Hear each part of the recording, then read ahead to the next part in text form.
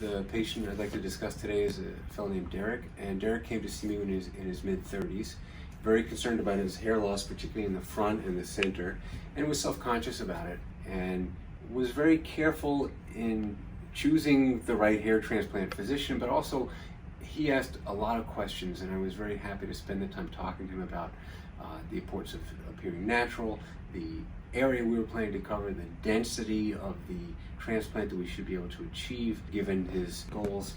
Derek's choice was FUT. He carefully deliberated on this point, and he felt that he was never planning to do a very short haircut in the back. He was very content with the length of his hair. So that was really what drove his decision.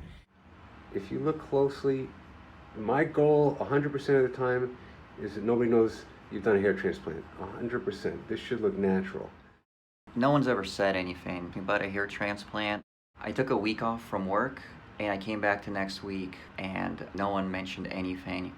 And after about 2 weeks, the initial transplant follicles shedded, and then the real hair grew back in and it came out completely natural. It was such a subtle change, and since it didn't happen like overnight, no one really noticed, including my parents.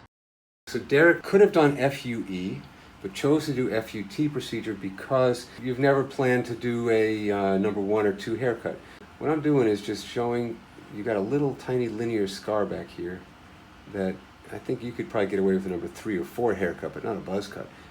Where I work, there's a lot of glass windows, mirrors everywhere. Like most people, we focus on our negatives and our flaws more so than anything else. It kind of makes you less positive about yourself at the end. So 100% confident, if it's a windy day or if it rained, I just let my hair settle however it is. I'm not worried about how it looks. I think his enthusiasm is pretty clear, but he said, quote, super awesome.